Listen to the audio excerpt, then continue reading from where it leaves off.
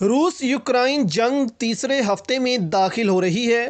روس کے خلاف یوکرائن کی عوام اپنا دفاع کر رہے ہیں۔ فی الحال تو کوئی خاص مدد نہیں دی گئی ویسٹ کی جانب سے یوکرائن کو، لیکن اس خبر کے بعد خطرہ پیدا ہو جائے گا کہ یہ جنگ پورے یورپ میں پھیل جائے اور یہ بھی ہو سکتا ہے کہ تیسری عالمی جنگ شروع ہو جائے۔ روس نے پہلے ہی امریکہ اور یورپ کو خبردار کیا تھا کہ اس جنگ میں مت پڑنا، نہیں تو ایسا حال کیا جائے گا جو آج تک کسی نے سنا تک نہیں ہوگا۔ یہ بیان روسی صدر نے اس وقت دیا جب وہ یوکرائن پر حملے کا اعلان کر رہے تھے، اور روس کو پتا تھا کہ اس کی اس دھمکی کے بعد ویسٹ کا کوئی بھی ملک اپنی فوج یوکرائن بھیجنے کو تیار نہیں ہوگا اور ڈریں گے کہ اس جنگ میں کوئی اور کود نہ پڑے۔ اور ایسا ہی ہوا ہے۔ نیٹو کو پتہ ہی نہیں لگا اس حملے کے بعد کہ وہ کیسے ریئیکٹ کرے۔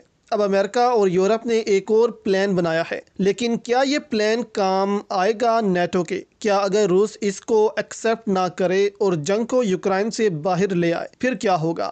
کیونکہ روس کہہ چکا ہے کہ وہ اس جنگ میں کسی کی مداخلت قبول نہیں کرے گا۔ روس کا کہنا ہے کہ یہ جنگ اس وقت تک جاری رہے گی جب تک روس یوکرائن میں اپنے اہداف پورے نہیں کرتا اور ملیٹریلی یوکرائن کو تباہ نہیں کر دیتا۔ لیکن روس کے اہداف کیا ہیں یہ روس بتانے کو بھی تیار نہیں۔ اب یوکرائن کی جانب سے بھی نیٹو پر پریشر ہے، وہ یہ کہ نیٹو اس وقت کوئی مدد نہیں کر رہا یوکرائن کی، جس وجہ سے وہاں کی عوام میں امریکہ اور نیٹو خلاف جذبات پیدا ہو رہے ہیں۔ ایسے میں امریکہ کے سابق فوجی تیار ہوئے ہیں یوکرائن کی مدد کو۔ 3000 سے زیادہ امریکہ کے ریٹائرڈ فوجی تیار ہیں یوکرائن میں داخل ہونے کو۔ اس کے علاوہ یوکرائن کے پریزیڈنٹ نے اعلان کیا ہے کہ امریکہ، برطانیہ اور یورپ سے کل 16,000 ریٹائرڈ فوجی یوکرائن کے ساتھ لڑنے کو تیار ہیں۔ اس وقت لگ یہ رہا ہے کہ امریکہ دیکھنا چاہ رہا ہے کہ ان ریٹائرڈ فوجیوں کی جنگ میں شمولیت پر روس کا کیا رد عمل آتا ہے۔ ان کا خیال ہے کہ اس پر روس کا کوئی شدید رد عمل نہیں ہوگا، کیونکہ یہ فوجی ریٹائرڈ فوجی ہیں جو اپنی مرضی سے اس جنگ میں شامل ہونے جا رہے ہیں۔ ان کا امریکہ کی فوج سے